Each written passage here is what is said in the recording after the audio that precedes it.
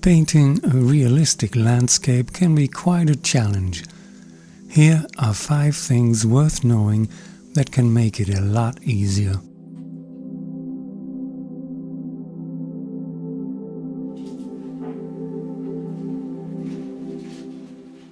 In a good landscape composition, you need a few clear sightlines that draw the viewer's gaze into the image.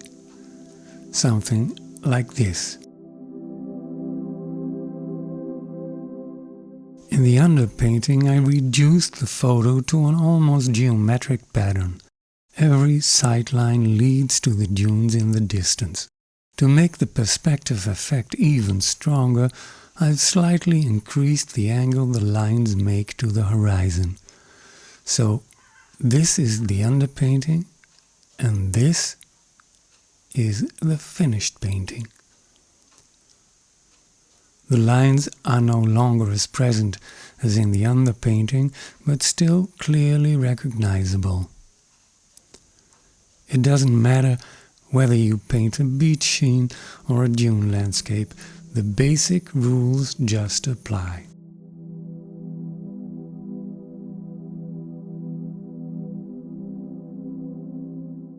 When I went to art school, somewhere in the middle of the previous century, I first came into contact with The View of Haarlem by Jacob van Ruysdael, the famous 17th century Dutch landscape painter.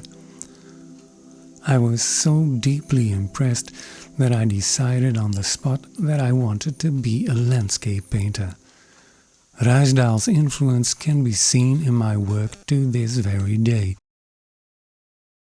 What was so special about the work of Dutch 17th century landscape painters? A few things. First, they lowered the horizon, making the sky a crucial part of the painting. In this panorama by Philip de Koning, the sky takes up more than half of the image. Secondly, they developed a new way to create the illusion of three-dimensional space in their paintings. They did this by creating a pattern of patches that lie alternately in the shadow and in the light. They often repeated that pattern in the clouds.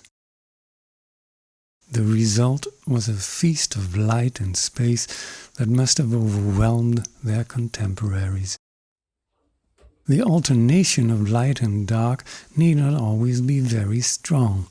It also works if the contrast is a bit less, as in this beach scene. Besides Ruysdael, there are of course many more painters from whom you can learn. For me, these are mainly 19th century artists such as Constable, Turner, and the Dutch painter Janhendrik Dolsma. Yep, same first name.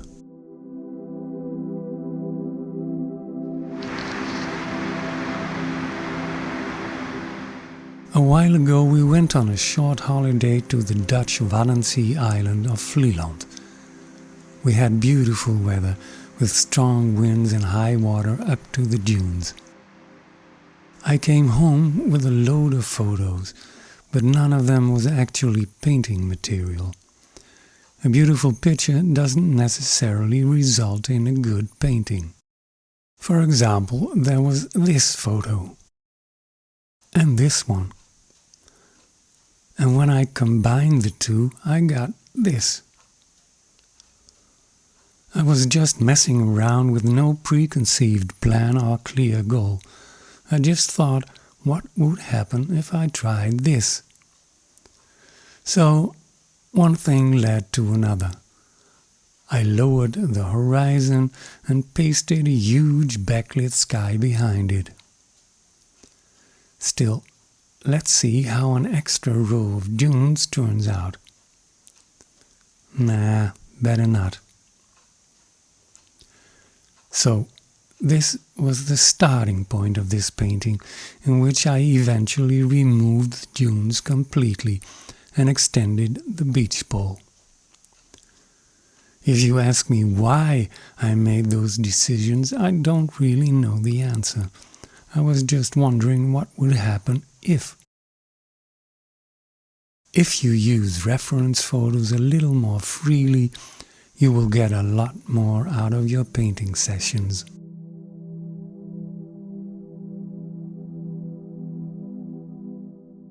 In the early 15th century, the Italian Renaissance architect Filippo Brunelleschi discovered that receding parallel lines intersect at a point on the horizon, the vanishing point. Looks like he was shocked by it himself. Anyway, on this discovery he built his theory of linear perspective, which made it a lot easier to show his clients what a building would look like, such as, for example, his famous Florence Cathedral. Linear perspective also revolutionized painting.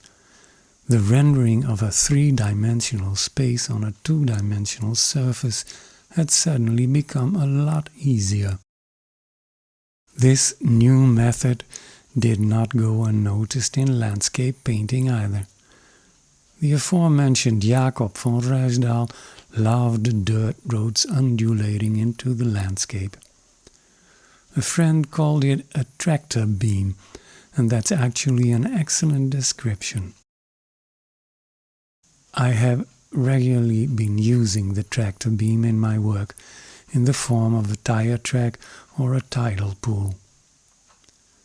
But you can also use it in the clouds by having them meet in an imaginary point in the distance.